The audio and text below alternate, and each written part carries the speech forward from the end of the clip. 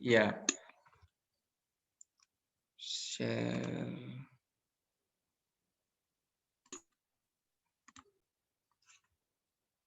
Nah, yang 4.8 melakukan aktivitas bersama, nantinya membuat moto, slogan, puisi, atau doa tentang keadilan dan kejujuran yang sering kita jumpai. Ya. Anak-anak yang terkasih, sekarang kita juga melihat tentang indikator. Ya.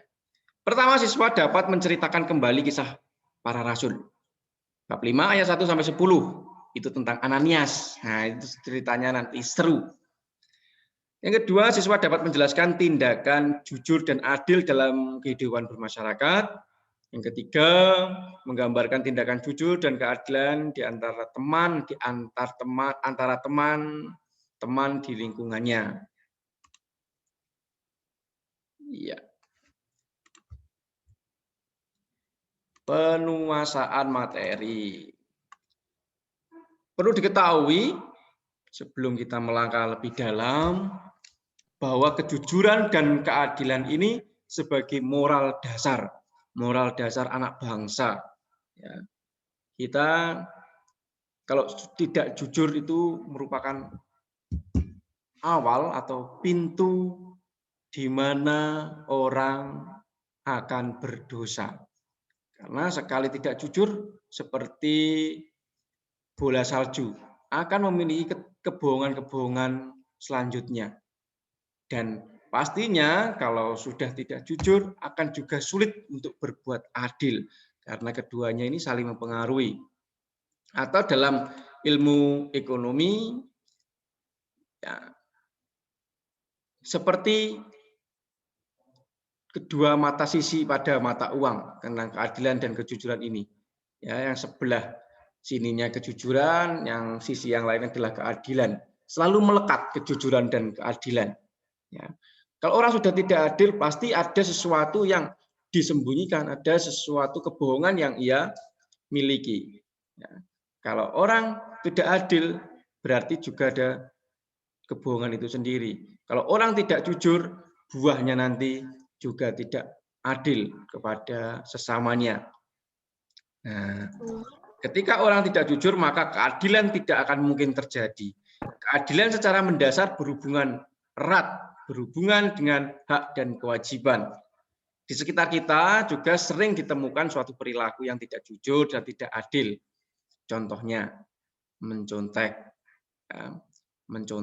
Atau contoh secara sederhana, pada waktu sekarang ini kita masa pandemi, mungkin dari sekian ribu siswa di Indonesia ada ketika ulangan tidak jujur mengerjakan di Google Form yang guru berikan, tapi bisa mencontek catatan, bertanya teman, bertanya pada orang tua, dan lain sebagainya.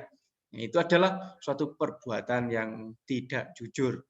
Dan itu akan mengakibatkan suatu ketidakadilan. Karena apa? Karena teman yang lain juga belum tentu melakukan hal seperti itu. Ada teman lain yang benar-benar mengerjakan sendiri. Ada benar-benar yang mengerjakan sendiri.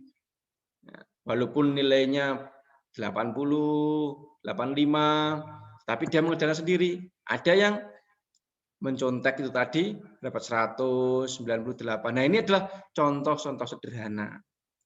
Atau jajan di kantin tidak membayar. Karena kantinnya rame, anak-anak semua masuk ke situ, tinggal ambil gitu saja. Nah, sehingga bisa saja akibat dari ulah itu orang lain juga tertuduh. Siapa yang tadi ngambil? Atau teman yang terakhir beli dituduh mengambil lebih banyak daripada uang yang diberikan di kantin tersebut. Ini adalah contoh-contoh ketidakadilan. Nah, anak-anak, Pak Eri juga kan memberikan cerita tentang apa ini tadi? Maaf. Tentang kantin kejujuran,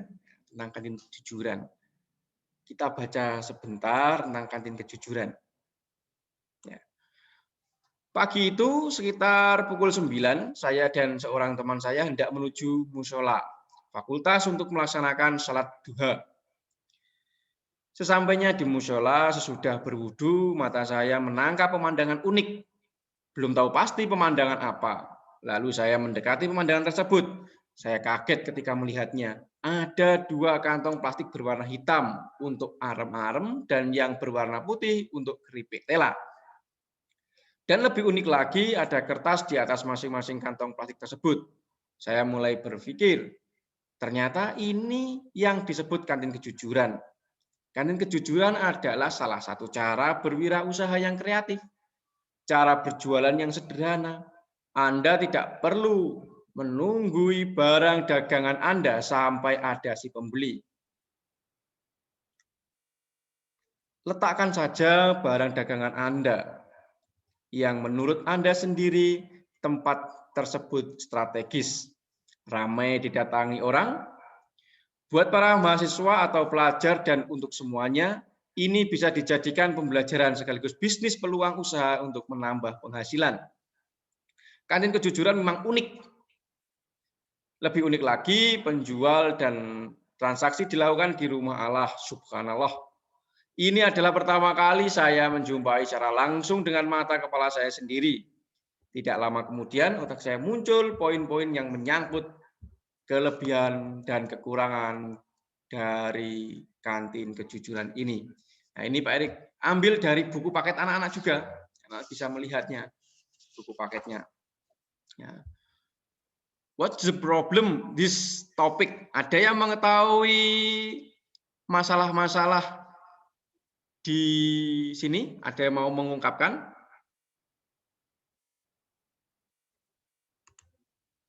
Baik. Pertama, Pak Erik akan memberikan kelebihannya. Melatih kejujuran dari para pembeli menjadi tujuan yang paling menonjol. Ini kelebihannya.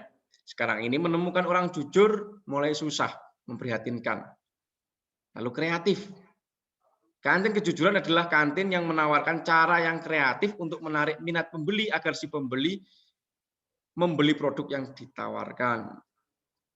Nah, this a problem is adanya kerugian. Penjual bisa saja mengalami kerugian dan tidak dapat mengembalikan modal alias bangkrut atau gulung tikar. Misalnya pembeli hanya mengambil produk penjual tanpa memasukkan uang bayaran ke dalam tempat yang disediakan. Bisa saja si pembeli itu hanya mengambil barangnya itu tapi tidak membayar. Ini sebenarnya melatih kita untuk berbuat jujur. Lalu adanya pencurian. Sangat mungkin hal ini terjadi karena uang hasil penjualan tidak ada yang menjaga. Jadi bisa hilang atau diambil maling. Nah, itu adalah kelebihan dan kekurangan dari kantin kejujuran. Ya, dari cerita tersebut anak-anak bisa bertanya mungkin tentang is a problem atau tentang kejujuran dan makna keadilan di dalam cerita tersebut. Ada yang mau bertanya?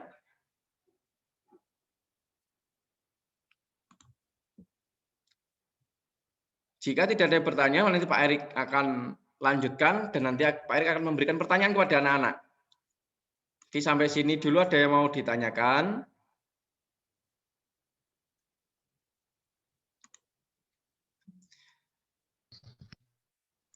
Kan kejujuran itu tadi dilakukan di mana? Di mana ada yang bisa? Saya catat namanya. Di mana saja? Di mana? Di mana saja? Di mana saja. Tetapi dalam kisah tersebut dilakukan di kantin kejujuran. Di mana dilakukannya? Di mana dilakukannya di cerita ini? Di dekat musola. Iya, dilaksanakan di musola. Baik. Pak, Ya. Pak, Ya. saya mau bertanya, mengapa kantin kejujuran tidak dijaga oleh pemilik produk? Ini siapa yang bertanya? Maaf. Kan Petra. Petra. Kenapa kantin kejujuran tidak dijaga, gitu ya? Ya. Iya, terima kasih. Pertanyaannya sungguh bagus. Mengapa tidak dijaga? Karena ini melatih seseorang untuk berbuat jujur. Kenapa harus dilatih? Nah, pembahasan nanti ada bahwa saat ini cukup banyak orang yang sangat sulit untuk jujur. Jujur bertindak, jujur berkata, dan mungkin jujur-jujur yang lain. Ya. Banyak orang yang egois dalam arti, oh ini mumpung ada makanan saya ambil, saya bawa pulang. Tetapi kantin kejujuran ini tidak semata untuk mencari uang, tidak semata untuk mencari laba, tetapi ditaruh di situ untuk melatih manusia, untuk melatih kita semua untuk berbuat jujur. Bahwa kalau saya mengambil barang orang lain atau memberi jualan orang lain, berarti kita harus membayar. Minimal bagi kita sebagai anak didik, kalau kita mengambil barang milik teman, mengambil barang milik guru misalnya di tempat guru, minimal harus memberitahu izin dahulu. Nah, gitu. Jadi cerita ini ingin menggambarkan bahwa sesuatu yang ingin kita miliki itu harus kita izin dulu kepada yang bersangkutan. Ya.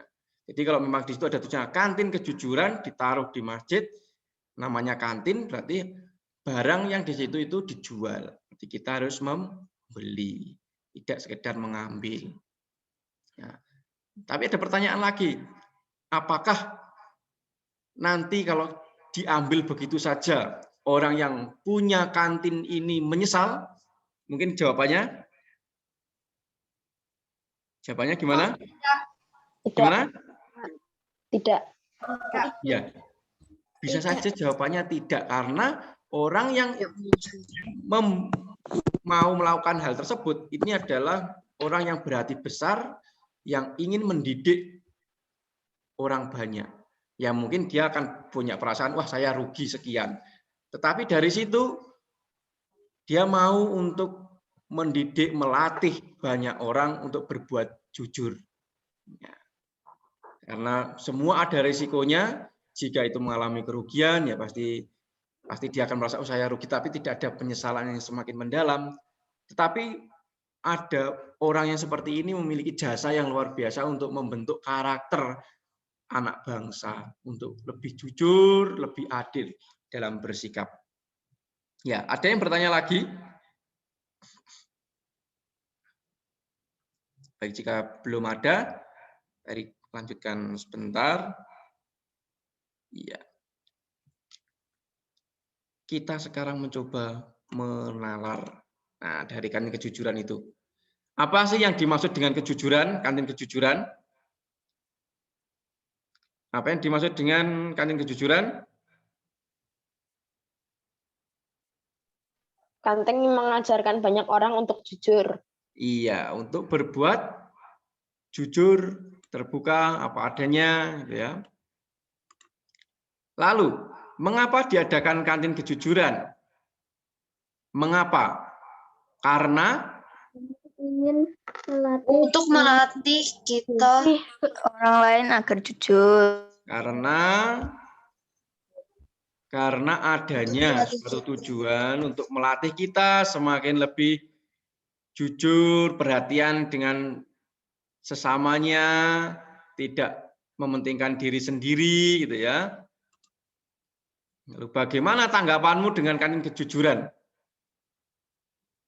Menurut tanggapan pribadi, bagaimana dengan kantin kejujuran ini? Kamu merasa gimana? Merasa kamu lebih nyaman, leluasa, takut, atau mau berkembang, mau membentuk diri dan sebagainya? Gimana? Ada yang mau menanggapi? Bagaimana tanggapanmu dengan kantin kejujuran? Valeri?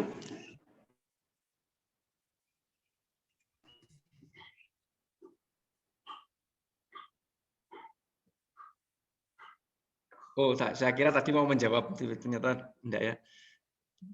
Ada yang mau menjawab? Yang ini, yang ketiga.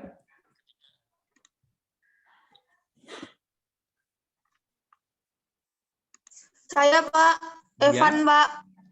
Evan. Ya, Ya. bagus sih Pak buat Ya. mengembangkan rasa jujur biar melatih diri. Iya, bagus. Jadi adanya, kamu berkesan ya, kesanmu bagus ya adanya kantin kejujuran ini. Iya Pak. Iya. Kalau di sekolah kita dulu ada apa namanya, air kejujuran itu ya apa? Iya. Iya. Adanya galon. Galon kejujuran, air kejujuran, galon kejujuran ya. Bagus. Itu juga sudah dilaksanakan di tempat kita. Nah, ini poin pentingnya dari kisah tadi, melihat keprihatinan dalam masyarakat yang banyak bertindak tidak jujur, ya. Jadi karena melihat keprihatinan berarti melihat adanya bertolak dari suatu hal yang negatif akan dijadikan suatu hal yang positif. Jadi melihat keprihatinan dalam masyarakat yang banyak bertindak tidak jujur dan tidak adil, berbagai lembaga pendidikan membangun sarana untuk mengembangkan perilaku jujur dan adil, yakni kantin kejujuran. Dalam kantin itu tidak ada penunggunya.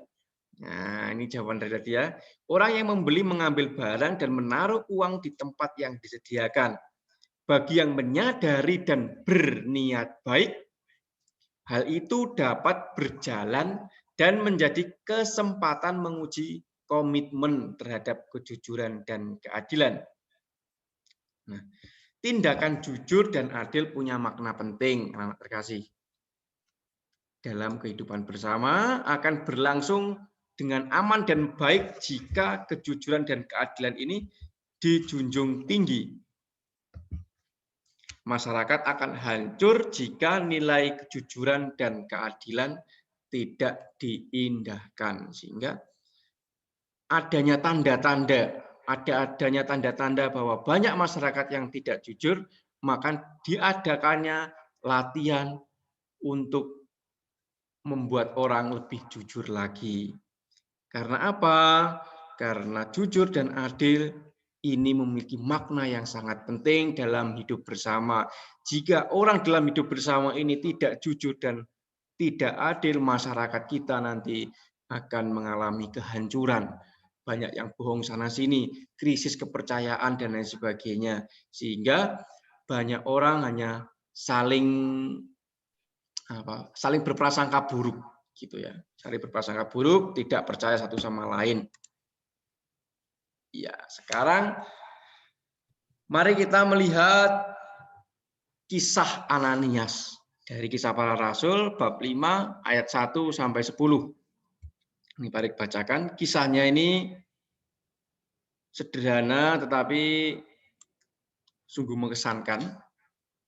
Ya, saya bacakan ya. Ada seorang lain yang bernama Ananias.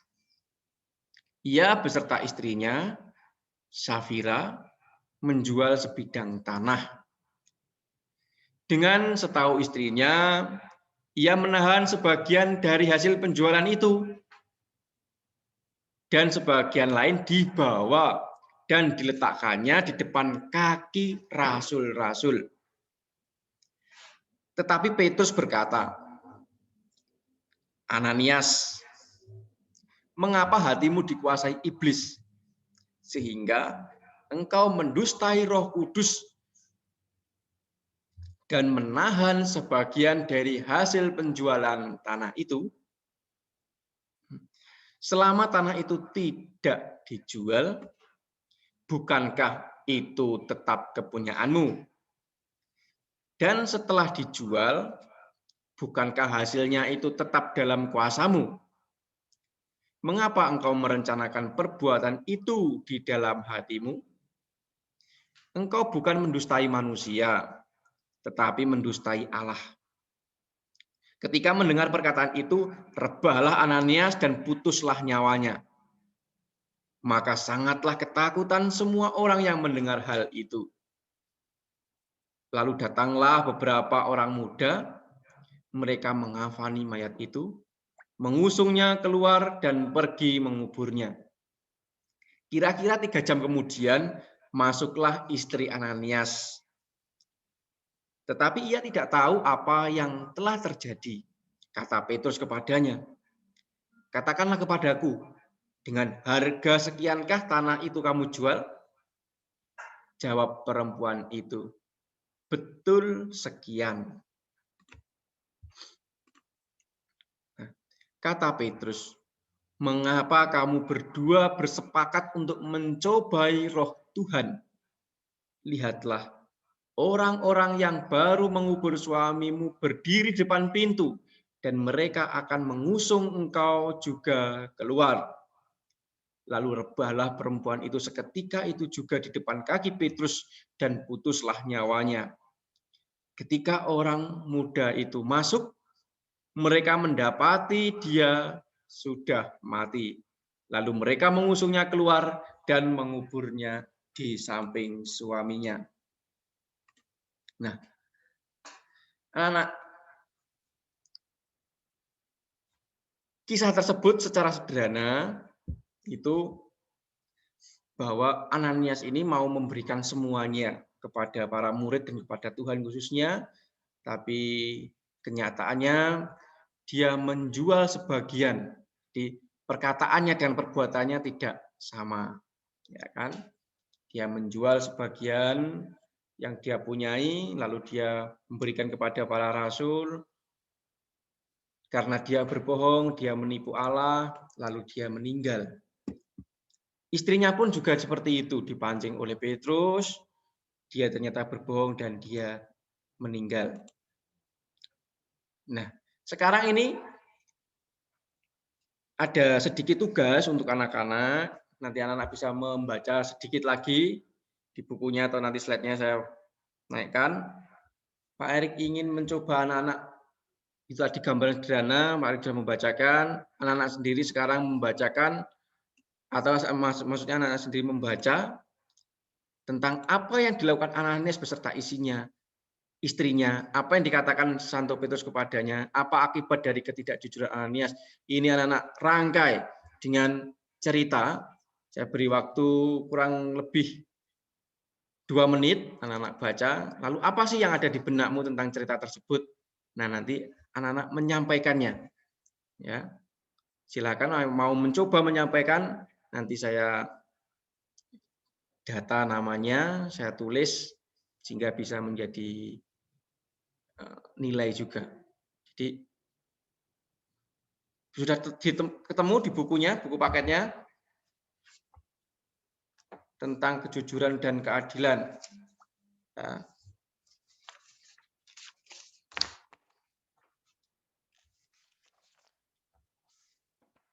karena kita, Pak Erik sebenarnya mau membuat room untuk anak-anak berdiskusi, tetapi nanti waktunya terlalu lama, sehingga punya inisiatif untuk anak-anak membaca lagi, membaca sekilas tentang ini, lalu anak-anak mencoba menceritakan kembali dengan kata-kata anak-anak sendiri, garis besarnya tentang apa yang dilakukan Ananias beserta istrinya, apa yang dikatakan Santo Petrus kepadanya tadi, lalu akibatnya itu apa kalau berbohong di dalam kisah tersebut.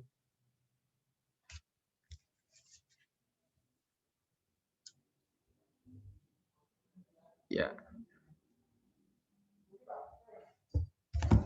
1 menit lagi, mungkin ada nanti bentar lagi ada yang mau menceritakan kembali. Ya.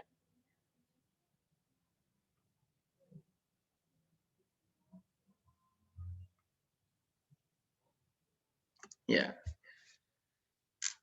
Gimana, sudah ada yang mau mengomunikasikan, menceritakan tentang kisah Ananias?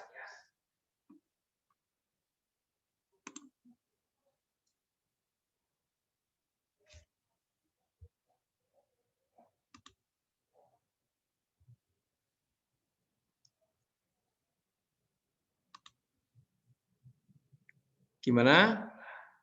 Anak?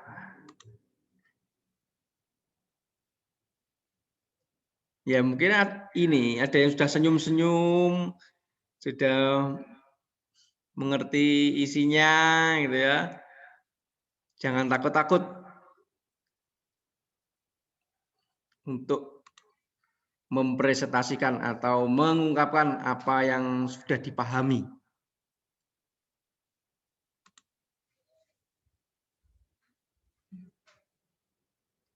Evan mungkin?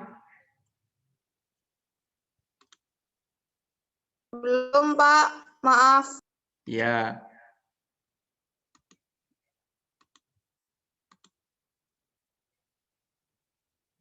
Oh iya, Pak. Bacaannya di halaman berapa ya, Pak? Ya. 107, Van. 107. 107. Maaf, ini bukunya Pak Erik ini buku guru. Kalau yang buku siswanya kemarin karena ada yang rusak, ada yang kurang, sehingga punya saya berikan kepada siswa. Saya memakai buku guru halamannya yang tidak sama. Ya. Tapi tadi berapa? 107 ya.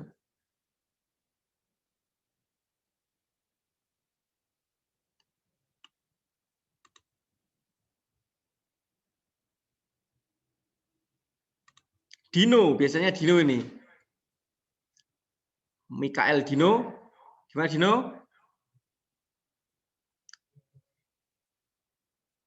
Belum, Pak. Belum. Baik. 1 menit lagi ya.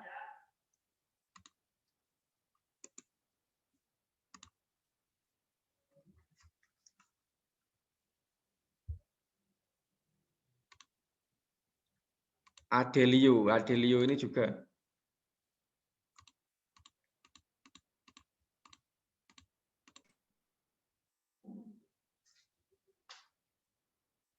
Ya, Ananias. Ini tokoh yang menggebu-gebu.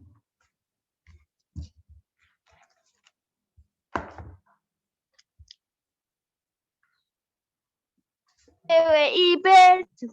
Ya, siapa tadi itu? Silakan, silakan. Sudah, waktunya sudah selesai. Mohon untuk anak-anak mau menyampaikan apa yang dibaca tadi.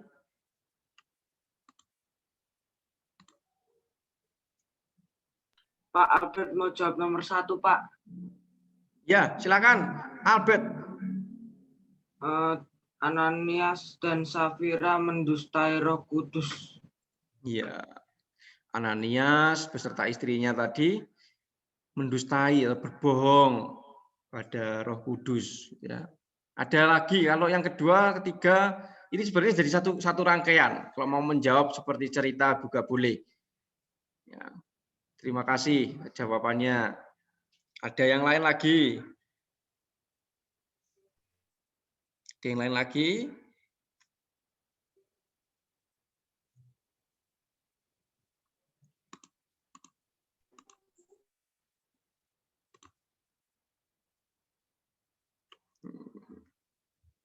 Valeri. Yang Albert mau jawab nomor 2, Albert Pak. lagi. Ya, silakan Albert. Kata Petrus, mengapa kamu berdua bersepakat untuk mencobai Roh Tuhan? Ya. Ananias, mengapa hatimu dikuasai iblis? Itu yang pertama dikatakannya. Sehingga engkau mendustai Roh Kudus dan menahan sebagian dari hasil penjualan tanah itu. Nah, itu. Lalu yang ingin menjawab ketiga, apa akibat dari ketidakjujuran Ananias? Saya, Pak. Ya. Saya, Pak. Saya, Ya. Pak. Akibatnya dia meninggal dunia. Meninggal dunia, nyawa ya yang menjadi taruhannya itu nyawa. Kalau tidak jujur, nyawa. Nah, ini baik ingin memberikan penjelasan, suatu peneguhan bahwa dalam kisah para rasul tersebut tampak akibat dari orang tidak jujur adalah kematian Demikian juga dalam masyarakat kita, kalau orang-orang tidak berbuat jujur dan adil, maka masyarakat itu akan menuju pada kehancuran dan kematian. Kematian pun nyatanya orang-orangnya masih hidup. Yang dimaksud mati ini bukan nyawa. Kalau dalam masyarakat kita, sesungguhnya masyarakatnya sudah tidak punya daya hidup. Jadi mati lesu, tidak punya hati nurani. Pelestarian kehidupan masyarakat adalah kejujuran dan keadilan. Di hadapan manusia orang masih bisa menipu. Tidak jujur, tidak adil, namun di hadapan Tuhan dan Roh Kudus anak-anak yang terkasih, sebagaimana tampak dalam Kisah Para Rasul itu, orang tidak dapat mengelak lagi bahwa orang ini tidak bisa berbohong kepada Tuhan. Lebih dari itu, sebagaimana Yesus berbuat dalam Matius bab 20 ayat 1-16, sebagai murid Yesus kita diharapkan untuk tidak hanya berbuat adil, melainkan juga murah hati. Ya. Jadi secara singkat bahwa ketidakjujuran, ketidakadilan itu membuat kita mati. Mati secara hati nurani kita. Sudah memandang orang lain ini tidak manusia lagi. Karena apa? Karena kita sudah membohonginya. Di orang yang bisa membohongi orang lain itu sudah tidak membuat orang lain manusia lagi. Ya. Baik, dari kisah tersebut kita diharapkan untuk menumbuhkan nilai compassion, ya, murah hati, kejujuran, keadilan, dan integritas diri. Integritas diri ini kita melakukan apa yang kita omongkan, ya, sesuai cara tindakan, perkataan, dan tindakan. Hati, perkataan, dan tindakan ini sesuai. Ya. Dalam Kisah Para Rasul. Sebelumnya mari kita melakukan kuis. Kuis anak-anak ya. Ada waktu 15 menit. Mari kita kuis. Siapa yang bisa menjawab? Siap menjawabnya? Siap ya? Iya, kuisnya. Ini. 1. Kantin kejujuran itu merupakan salah satu cara berwirausaha yang apa?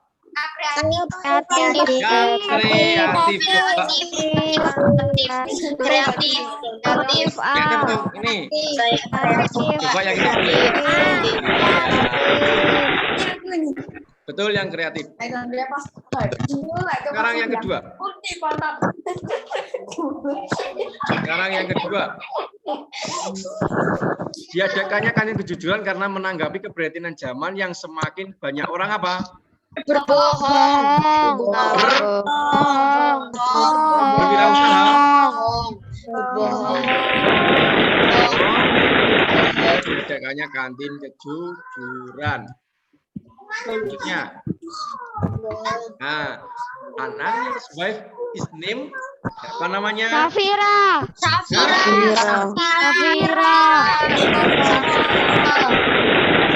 Semua. Safira. Ya. Ini sanpeter dihapus, tidak ada coret-coret. Ya.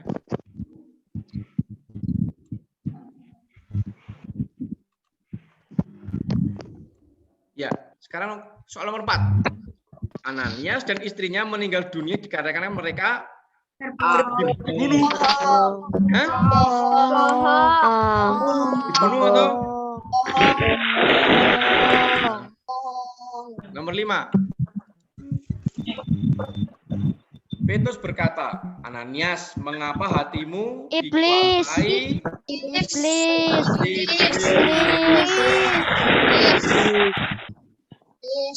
Iya, terima kasih. Emang dari situ. Skornya ini 100 ya. Pintar. Ya. Sekarang nanti anak-anak bisa mengerjakan tugas soal refleksi. Bagaimana perasaanmu saat kamu berbohong? Bagaimana perasaanmu saat kamu berbuat jujur dan adil? Jadi kalau kamu berbuat jujur dan adil itu perasaanmu gimana? Nanti kamu uraikan. Tuliskan kisah pengalamanmu perihal berbuat jujur dan adil. Tuliskan niat-niat untuk berbuat jujur dan adil.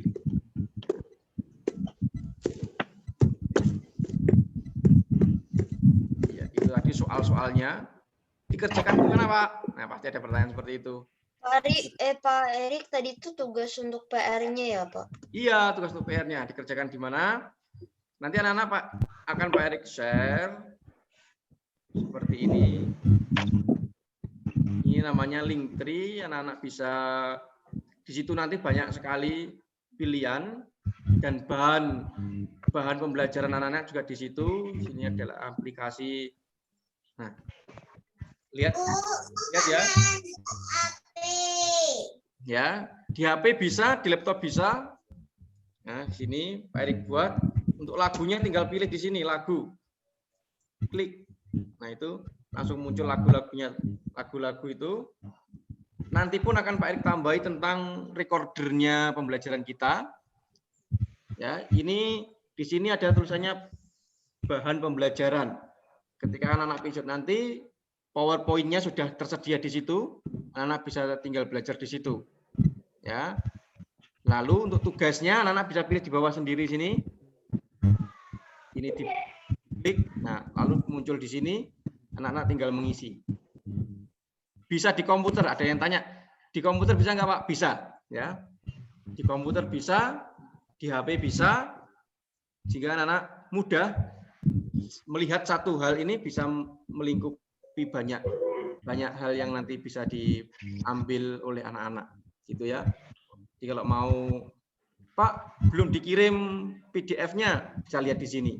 Pak minta video pembelajarannya, rekamannya, nanti Pak Erik akan tambahkan juga di sini. Gitu. Sudah diupload, nanti Pak Erik tambahkan di sini. Sehingga anak-anak. Ya. Nanti tuh linknya itu dikirimin ya di grup. Linknya aplikasi ini saya kirimkan ke WA anak-anak. Hanya satu link, diklik sudah muncul banyak itu tadi ya.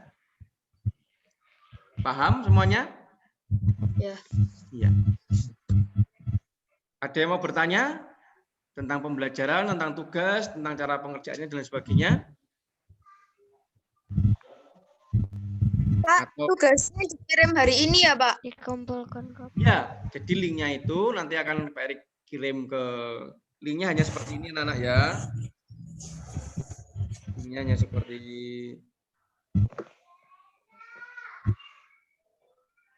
saya kirim ke saya tunjukin dulu aja, nanti saya kirim ke grup. Nah.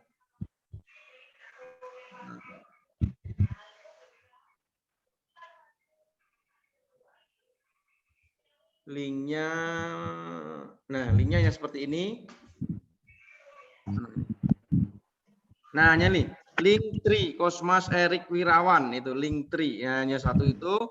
Nanti anak-anak ini dipencet, ya langsung muncul seperti ini, ya.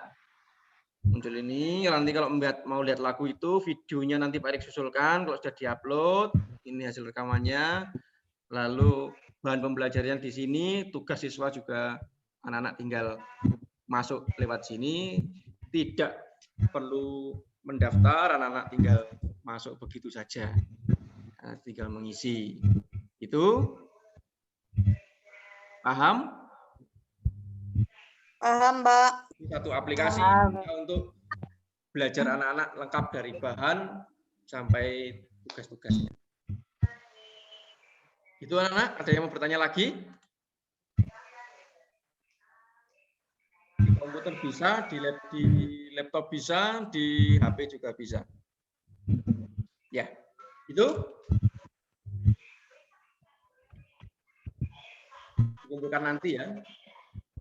Waktu sudah 50 menit. Anak-anak mau bertanya lagi, anak-anak yang terkasih?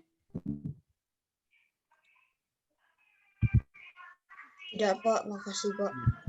Lalu mohon nantinya link tersebut jangan hilang ya. Link tersebut jangan hilang. Menjadi bahan pembelajaran anak-anak atau bahan belajar nantinya kalau mau PTS. Mau ujian akhir tahun. PAS. UAS ya, jadi UAS. Jadi belajar untuk itu. Jadi jangan sampai hilang. Itu semua rangkuman di situ, bahan-bahan di situ, tugas juga di situ. Nanti Pak Erik akan memberikan untuk anak-anak. Itu.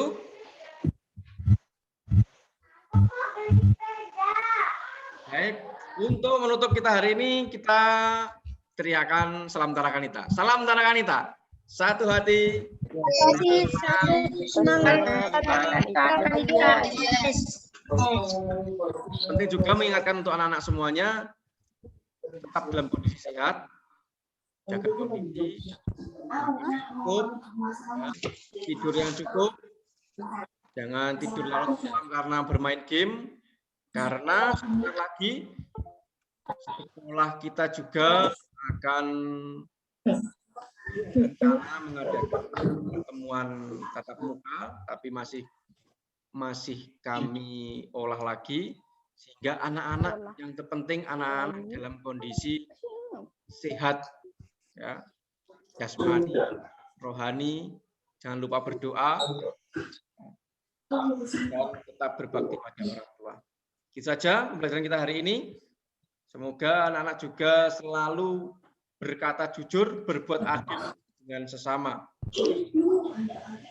Bisa? Bisa? Ya, Pak. Ya. Bisa, Pak.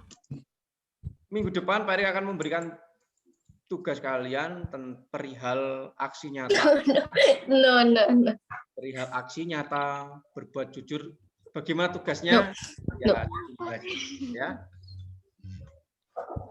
Terima kasih semuanya. Semoga Tuhan selalu memberkati kita semua. Doa, Pak. Ya, tutup dengan berdoa ya.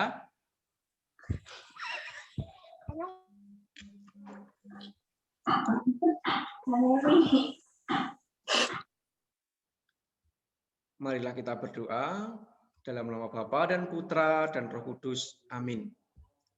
Syukur kepadamu ya Bapa atas segala penyelenggaraan yang Kau berikan kepadamu, atas segala rangkaian pelajaran kita hari ini, sehingga kami semakin mampu menghayati arti kejujuran dan keadilan dalam hidup kami. Kami pun juga mampu untuk berbuat adil dan jujur terhadap sesama kami. Bapa di surga, berilah kami kesehatan bagi kami semua, keluarga kami, dan saudara-saudara kami, sehingga kami selalu bersemangat dalam mewartakan cinta kasih-Mu. Semua ini kami serahkan padamu Tuhan, demi panggilan Kristus Tuhan kami. Amin. Dalam nama Bapa dan Putra dan Roh Kudus. Amin. Anak-anak, terima kasih semuanya. Mari sekali lagi kita memberikan salam Tarakanita bersama-sama. Salam Tarakanita. Satu hati. Satu hati. Terima